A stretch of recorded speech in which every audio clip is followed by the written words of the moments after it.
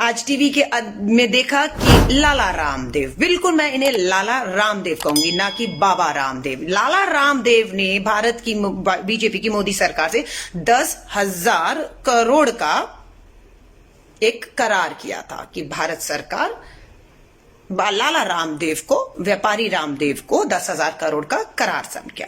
किसी को कोई आपत्ति नहीं, ठीक है, जिसका आयुर्वेद पे विश्वास है वो लाला रामदेव की चीजों को खरीदे। और सरकार के खुद स्वास्थ्य मंत्री उठकर उनके प्रचार प्रसार के लिए बड़ी बड़ी प्रेस कॉन्फ्रेंस में जाते रहे, किसी को दिक्कत नहीं। पर परेशानी ये हो रही है कि ये जो लाला रामदेव है, इन्होंने हमारे कोरोना वॉरियर्स, हमारे डॉक्टर्स, वो जो 1,000 से ऊपर हमारे डॉक्टर्स, हमारे कोरोना वॉरियर्स पिछले 1 साल में दम तोड़ चुके हैं ना, जिनकी बिल्कुल मैं कहूंगी जान बचाने में जान चली गई, उसका मजाक भाजपा के ये लाला रामदेव उड़ा रहे हैं। उन्होंने हंसते हंसते मजाक उड़ाते हुए कहा, अरे ये डॉक्टर 2-2 इंजेक्शन के बाद मर गए, जो अपनी जान नहीं बचा पाए वो तुम्हारी जान क्या बचाएंगे। तुम्हें डॉक्टरों पर भरोसा नहीं करना चाहिए। एम्स, बड़े बड़े अस्पताल, इन डॉक्टरों को खत्म बंद कर देना चाहिए और लाला रामदेव की दवाइयों पर यकीन करना चाहिए। खूब मजाक उन्होंने यहां तक का डॉक्टर टर यानी कि मेंढक से डॉक्टरों की तुलना की जा रही है, हंस हंस के कहा जा रहा है मर गए, यानी कि इतना बड़ा अपमान कि all India Indian medical association ने लिखित में लेटर लिखा देश के स्वास्थ्य मंत्री और प्रधानमंत्री को कि अब या तो आप बाबा रामदेव पर कार्रवाई करिए, नहीं तो अब आप बाबा रामदेव की ही, लाला रामदेव की ही दवाइयां सरकार जो है वो ले और देश में बांटे। हम इंडियन मेडिकल एसोसिएशन अपने आप को पीछे कर लेंगे, डॉक्टर छोड़ देंगे, सारे अस्पताल सारे इलाज छोड़ देंगे, है ना। अब पूरी तरह लाला रामदेव आपके साथ मिलकर इस कोरोना महामारी, हर महामारी का अगर इलाज लाला रामदेव के पास है तो आप कर लीजिए। मैं आप सबको कहूंगी, हाथ जोड़कर कहूंगी, जो पढ़े लिखे लोग हैं, समझदार लोग हैं, जिन्हें मालूम है कि ये लाला रामदेव मात्र एक व्यापारी, रामलीला मैदान में देखा था, सलवार डालकर भागा था ये लाला रामदेव। जब संघ आरएसएस पूरी दिल्ली के रामलीला मैदान में एक षड्यंत्र रच के जन लोकपाल, भ्रष्टाचार के खिलाफ आंदोलन कर रहे थे, तब जो चेहरे थे, एक पौंडेचेरी का गवर्नर बन गया, एक अभी जो आर्मी से आए थे वो केंद्र में मंत्री बन गए। लाला रामदेव को 10,000 करोड़ का जो है वो व्यापार मिल गया केंद्र सरकार से, एक दिल्ली का मुख्यमंत्री बना बैठा है। आप समझ रहे हो, ये हमारे डॉक्टर कोरोना वॉरियर का एक के बाद एक अपमान कर रहे हैं। अब जो गांव में वैसा आदमी है, जो मान लीजिए बहुत पढ़ा लिखा नहीं है, जागरूक नहीं है, नहीं मालूम है, वो बाबाओं की कहते हैं ना, वो क्या कहते हैं, भस्म दे दिया, हाथ में राख दे दी, यहां बांध लो, यहां खा लो, ठीक हो जाएंगे, है ना। तो ये जो गांव का आदमी है, क्योंकि सबसे ज्यादा महामारी गांव की तरफ, और गांव के अंदर अगर आप कहेंगे डॉक्टरों की और दवाओं की जरूरत नहीं है, जो हमारी मॉडर्न मेडिसिन है, एलोपैथी है, उनकी जरूरत नहीं है। जरूरत है गोमूत्र पी लीजिए, गाय का लेप लगा लीजिए, और लाला रामदेव जैसे कहते हैं कि डॉक्टर कुछ नहीं करेंगे, जो करेगा वो करेगा। ये मुझे लगता है कि खतरे की घंटी है कि उन गांव के गरीब, अनपढ़, जो बहुत पढ़ा लिखा, जागरूक नहीं है, नहीं मालूम है, उनसे कैसे बचाया जाएगा। ये अपमान है, मैं कहूंगी। मान लीजिए और इंडियन मेडिकल एसोसिएशन ने मात्र लेटर लिखा और उसके बाद झुका देश की सरकार, मोदी सरकार, और स्वास्थ्य मंत्री झुकते ही उन्होंने लाला रामदेव को पत्र लिखा कि आप डॉक्टरों का अपमान कर रहे हैं, अपने कहे शब्दों को वापस ले लीजिए।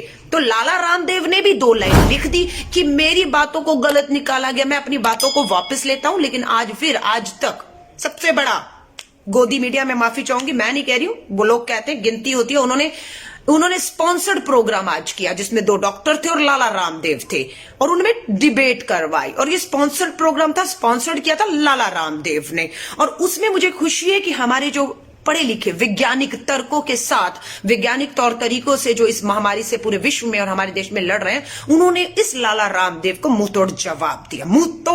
और मुझे लगता है इनकी बेशर्मी की हदें पार हो चुकी हैं, क्योंकि इन्हें लगता है कि इनके पीछे एक मजबूत ऐसी सरकार खड़ी है कि लाला रामदेव कुछ भी करे, किसी भी हमारे कोरोना वॉरियर डॉक्टर का ऐसे समय पर जब उनकी सख्त जरूरत है, अपमान करके निकल जाए, उनका कोई कुछ नहीं बिगाड़ सकता है, बिगाड़ भी नहीं सकता। ये सही बात है। मैं आपको दूसरे मुद्दे पर आती हूं, एक टूल किट, फर्जी टूल किट। मैं आपको सिर्फ बता रही हूं क्रोनोलॉजी, ये क्रोनोलॉजी समझिएगा, सिलसिलेवार हुआ क्या। भाजपा ने अपनी असफलताओं टीका खत्म हो रहा है, टेस्टिंग कम कर दी गई है, लाशें आपके तैर रही हैं गंगा जी में, रेत में दबी हुई मिल रही हैं। भाजपा की प्रवक्ता ने टीवी में मेरे साथ एक डिबेट में कहा कि ये जो तैरती हुई 2-2.5 हजार लाशें गंगा जी में मिल रही हैं, ये हमारी एक हिंदू संस्कृति में क्रिया है। क्रिया मतलब जल समाधि की। 70 सालों में मैंने तो या अपनी जिंदगी में कभी नहीं देखा कि एक ही जगह पर एक ही समय पर 2-2.5 हजार लोग अपनी खुशी से जल समाधि ले रहे हों। यानी कि अपनी विफलताओं और मौत के आंकड़ों को और सच्चाई को छुपाने के लिए इतने ऐसे बेतुके तर्क। आप सहमत हैं? आप सहमत है भाजपा की इस प्रवक्ता और भाजपा की इस स्टेटमेंट से कि 2-2.5 हजार शव रेत समाधि और जल समाधि उन्होंने लिया? किसी को कोरोना नहीं था, खुशी से मर्जी से एक ही जगह एक ही स्थान पर 2.5 हजार लोगों ने जल समाधि ले ली। शर्म करिए, लानत है आप पर संघ और भाजपा की कि किस तरीके से अपनी विफलताओं को आप छुपा रहे हैं। अब इन सबको छुपाने के लिए इन्होंने भाजपा के संबित पात्रा प्रवक्ता ने एक कहा कि कांग्रेस ने टूल किट तैयार की है, फर्जी टूल किट थी। हमारा दावा था बिल्कुल फर्जी है, झूठी है। हमारे कांग्रेस के लेटर हेड, कांग्रेस के नाम का जो है गलत इस्तेमाल किया जा रहा है, ये फर्जी है बिल्कुल का। और इतना नहीं कहा, कांग्रेस ही कह के घर नहीं गई। कांग्रेस ने क्रोनोलॉजी समझिएगा, जब भाजपा ने टूल किट, फर्जी टूल किट को लेकर कांग्रेस पे हमला किया, कारण अपनी विफलताओं को छुपाकर मुद्दा यहां पर लाना था। हमने एफआईआर दिल्ली पुलिस, ध्यान से सुनिएगा, दिल्ली पुलिस में हमने शिकायत दर्ज की। दिल्ली पुलिस ने, क्योंकि देश के गृह मंत्री अमित शाह के अधीन काम करती है दिल्ली की पुलिस, बिल्कुल सब चीजें छोड़िए, शिकायत लेकर एफआईआर अभी तक दर्ज नहीं की। ये दिल्ली पुलिस की निष्पक्षता है, किस तरह से वो दबाव में देश के गृह मंत्री के काम कर रही है। हमारी कांग्रेस की शिकायत पर कि ये फर्जी टूल किट है, गुमराह करने के लिए षड्यंत्र रचा जा रहा है, एफआईआर दिल्ली पुलिस नहीं करती। एफआईआर कहां होती है? छत्तीसगढ़ में। छत्तीसगढ़ में हम सबूत देते हैं, उसकी पुलिस, छत्तीसगढ़ की पुलिस एफआईआर दर्ज करती है और वहां के पूर्व मुख्यमंत्री डॉक्टर रमन सिंह से पूछताछ भी शुरू करती है। और ये जो फर्जी डॉक्टर है ना, संबित पात्रा, इससे बुलाया जाता है वहां पर छत्तीसगढ़ की पुलिस के द्वारा नोटिस देकर। तो फर्जी संबित पात्रा कहता है कि मैं राहत कार्यों में लगा हुआ हूं। आपने कभी इस फर्जी डॉक्टर को कुछ पिछले साल सुई और धागे से मास्क बनाने के अलावा कभी किसी का ऑपरेशन करते हुए, टाके करते हुए सुना है? कभी किसी की जिंदगी बचाई हो? मैंने तो सुना है किसी औरत का जो है गलत ऑपरेशन करके इन्होंने मारने तक का कोशिश हुआ था, इस पे आरोप लगे हैं। मैं आपको फिर मुद्दे पर ला रही हूं। अब छत्तीसगढ़ ने एफआईआर कर दी और कार्रवाई शुरू कर दी। अब दिल्ली पुलिस पे दोबारा आ जाइए। दिल्ली पुलिस ने कांग्रेस द्वारा दी हुई शिकायत पे एफआईआर नहीं की। उसके बाद हमने ट्विटर में भी शिकायत की। कांग्रेस ने ट्विटर को लिखित में कहा कि भाजपा के अध्यक्ष फर्जी डॉक्टर संबित पात्रा और स्मृति ईरानी जैसे नेता जो है, इस फर्जी टूल किट को अपने ट्विटर हैंडल से फैलाकर गुमराह कर रहे हैं, षड्यंत्र रच रहे हैं, इसकी जांच हो। ट्विटर ने बिल्कुल इनसे सबूत मांगे कि आप वो लेटर, वो सब चीजें दीजिए जो आप शेयर कर रहे हैं। भाजपा, पूरी की पूरी भाजपा ट्विटर को वो सारे सबूत, पुख्ता सबूत मुहैया कराने में पूरी तरह फेल हो गई। और ट्विटर ने अपनी जो भी जांच की, उनकी तरीके, प्रक्रिया, उसमें पाया कि भाजपा का ये जो ट्विटर है या जो कागज है वो मैनुपुलेटेड मीडिया की श्रेणी में रखकर बड़े बड़े नेता हो, संबित पात्रा, स्मृति ईरानी, सबके ट्विटर में जो फर्जी टूल किट के कागज थे उसे मैनुपुलेटेड मीडिया बता दिया। दिल्ली पुलिस की तो अभी तक हिम्मत नहीं हुई। अब हुआ क्या? ट्विटर को देश के रविशंकर प्रसाद, सूचना प्रसारण मंत्री हैं, बौखला गए कि ट्विटर ने भाजपा के बड़े नेताओं के टूल किट के जो कागज है उसे मैनिपुलेटिव मीडिया लिख कैसे दिया और उस पर दबाव बनाया। भारत की सरकार ने सारे काम छोड़कर ट्विटर के पीछे लग गए कि मैनिपुलेटिव मीडिया शब्द हटाइए। ट्विटर डरा नहीं, झुका नहीं, हटा नहीं पीछे। ट्विटर ने साफ कह दिया कि नहीं, मैंने अपनी जांच में इसे मैनिपुलेटेड पाया है, इसलिए मैं मैनिपुलेटेड लिख रहा हूं और मैं इससे हट नहीं रहा हूं।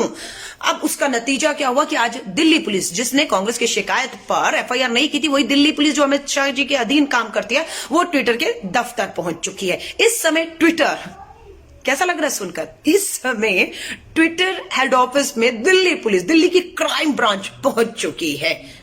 अरे कोई बम नहीं है, कोई आतंकी नहीं घुसे, ट्विटर हैंडल है। आधिकारिक रूप से भारत की सरकार में कानून से इजाजत लेकर दफ्तर चला रहे हैं। पर हिम्मत कैसे हो गई कि रविशंकर प्रसाद के कहने पर मैनिपुलेटेड मीडिया, बड़े नेताओं, भाजपा के बड़े नेताओं के ट्विटर से नहीं हटा, इसलिए रेड हो रही है उनके दफ्तर में। तो आप सोच रहे हैं किस स्तर पर यह सरकार आकर जो है आपकी आवाज को दबाएगी, आपके खिलाफ षड्यंत्र करेगी और अपनी सारी सत्ता और ताकत का इस्तेमाल करेगी। अब आपको मैंने टूल किट की कहानी बताई, रामदेव की कहानी बताई, भाजपा के तर्क कि लोगों ने गंगा जी में जल समाधि ली, अपनी खुशी से लिए। अब मैं आती हूं लास्ट मुद्दा किसानों के ऊपर। आपका जो 26 नवंबर को किसानों का आंदोलन शुरू हुआ, 26 नवंबर से 26 मई पूरे 6 महीने होने जा रहे हैं। 26 मई को किसानों ने ऐलान किया कि देश में काला दिवस मनाया जाएगा। 13 राजनीतिक दलों ने किसानों की मांगों को समर्थन किया है, जिसमें कांग्रेस भी और करती रहेगी और आज भी कर रही है। हमने किसानों को कहा कि आपके कोई भी शांतिपूर्ण आंदोलन को, बिल्कुल अनुशासित आंदोलन को, कानून के दायरों में, संविधान के हक और अधिकारों में किसान अन्नदाता जो आंदोलन करेगा उसे कांग्रेस और बाकी राजनीतिक दल समर्थन करते हैं। तो राजनीतिक दलों ने 12 मई को देश के प्रधानमंत्री को पत्र लिखा, निवेदन किया कि कोरोना संक्रमण है, किसान आंदोलित है, सबकी जान खतरे में है, आप कृपया करके उस कानून को जिस पे रोक लगा दी गई है उसे रद्द कर दीजिए। न्यूनतम समर्थन मूल्य कानून पर एक आप अध्यादेश ला दीजिए। 12 मई को लेटर लिखा, प्रधानमंत्री जी को जवाब देना चाहिए था, प्रधानमंत्री जी के पास समय नहीं है। 12 मई को लिखा हुआ 12 दलों का पत्र का जवाब नहीं आया। 24 मई को फिर 13 राजनीतिक दल जिसमें कांग्रेस भी थी, दोबारा प्रधानमंत्री जी को पत्र लिखा कि प्रधानमंत्री जी 26 तारीख को किसान 6 साल पूरे होने पर काला दिवस मना रहा है, आंदोलित कर रहा है, आप इसे चाहें तो रोक सकते हैं। करना सिर्फ आपको यह प्रधानमंत्री जी कि आप निकलिए घर से, आप अपने मोदी महल से अपने सुख आराम को छोड़िए, निकलिए अपने घर से, उन किसानों से बात करिए ताकि हम मिलकर कोरोना महामारी से लड़ें। प्रधानमंत्री जी आपको सिर्फ इन 3 काले कानूनों को वापस लेना है और न्यूनतम समर्थन मूल्य कानून पे अध्यादेश लाना है। प्रधानमंत्री जी घर से निकले, खुशी की बात है, प्रधानमंत्री जी घर से निकले और ऐसा लगा कि बस अब मोदी महल पर पीएमओ जो छोड़ा है अब सीधा किसानों के पास जाके संवाद करेंगे, क्योंकि देश और किसान इस सरकार के लिए सबसे आगे। लेकिन प्रधानमंत्री जी पहुंचे कहां, सुनिएगा ध्यान से। प्रधानमंत्री श्री नरेंद्र मोदी जी, प्रधानमंत्री मोदी महल पीएमओ छोड़कर निकले तो सीधा भाजपा के हाईटेक करोड़ों खरबों नोटबंदी में बना था, करोड़ों खरबों रुपए के भाजपा मुख्यालय पहुंचे, अपने गृह मंत्री अमित शाह जी को लेकर पहुंचे, रक्षा मंत्री सब पहुंचे। लगा कि पता नहीं क्या मीटिंग होगी भाजपा के मुख्यालय में। पता लगा यूपी में 2022 में चुनाव है। प्रधानमंत्री नरेंद्र मोदी जी, अमित शाह जी और देश की सरकार को चिंता है कि भाजपा, चिंता आपकी नहीं है, चिंता देश की नहीं, चिंता किसानों की नहीं, चिंता बेरोजगारी की नहीं, महंगाई की नहीं, गिरती अर्थव्यवस्था की नहीं, बढ़ती मौतों की नहीं, वैक्सीन खत्म हो रही, चिंता उसकी नहीं। प्रधानमंत्री जी को चिंता है जो अपना प्रधानमंत्री आवास से भाजपा मुख्यालय दिल्ली के अंदर जो है वहां पहुंचे और 2-2.5 घंटे मीटिंग की और ये विचार किया 2 चीजें कि हम 2022 में उत्तर प्रदेश में भाजपा की योगी की सरकार को बचाएं कैसे, और दूसरा मुद्दा था कि विश्व में देश के प्रधानमंत्री नरेंद्र मोदी जी की गिरती छवि को बचाए कैसे। मात्र 2 चीजों के ऊपर चर्चा करने के लिए प्रधानमंत्री जी अपने मोदी महल से बाहर निकले थे। प्राथमिकताएं देख रहे हैं देश के प्रधानमंत्री की।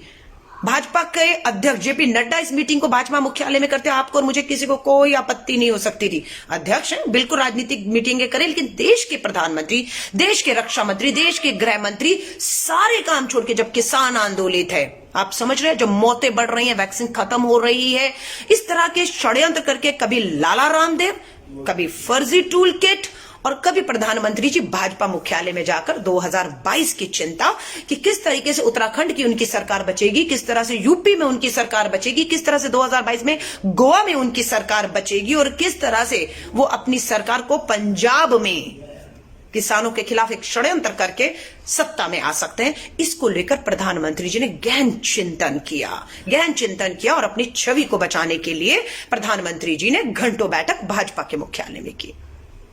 तय आप कीजिए, आपका देश, आपने वोट दिया, पूर्ण बहुमत एक नहीं दूसरी बार दिया।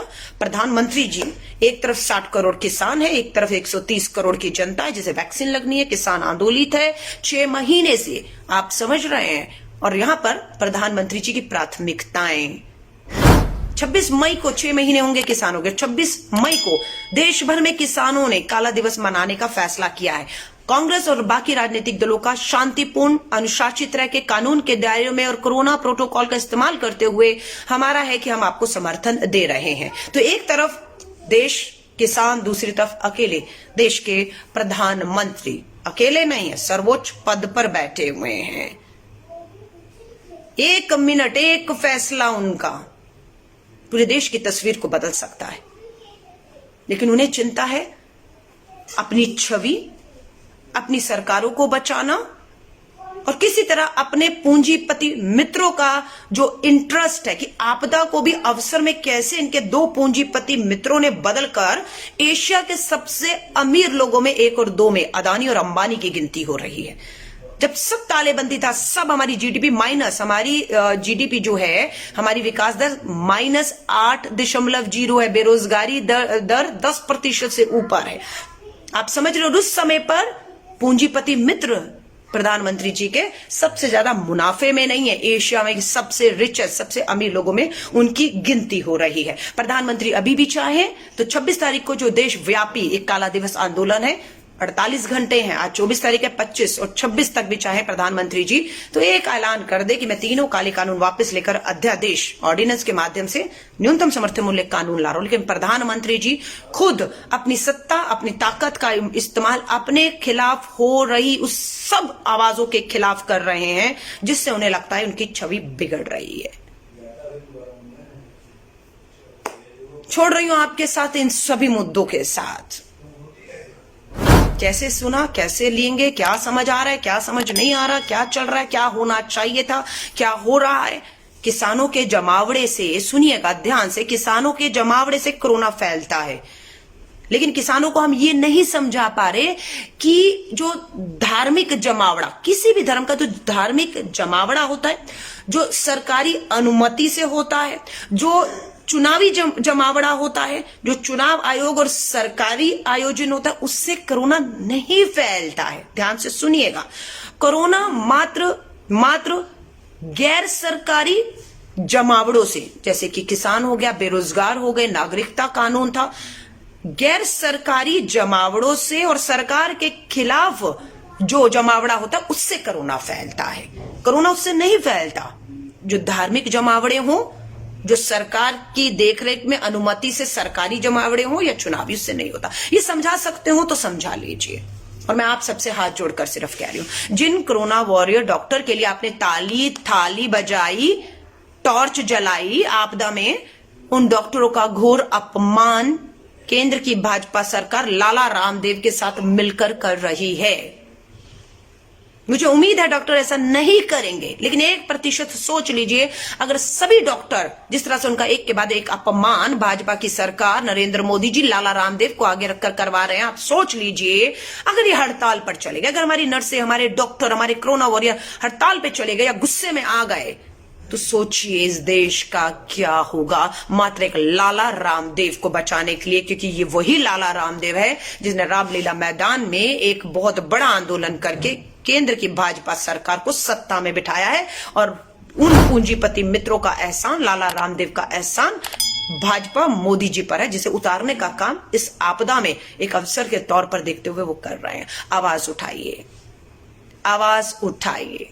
1000 से ऊपर साथी जुड़े थे, 673 साथी अभी भी देख रहे हैं। हाथ जोड़ के निवेदन करिए, सही लगे तो इस वीडियो को मात्र इसलिए शेयर कीजिएगा कि लोगों को समझ आए देश में इस समय पर चल क्या रहा है, क्या होना चाहिए, क्या हो रहा है, किसकी जवाबदेही जिम्मेदारी है, क्यों हमारे कोरोना वॉरियर, हमारे डॉक्टर्स का अपमान किया जा रहा है, क्यों फर्जी टूल किट लेकर, क्यों उन उठती आवाजों को आप कुचलने का काम अपनी सत्ता, पुलिस और ताकत के दम पर कर रहे हैं।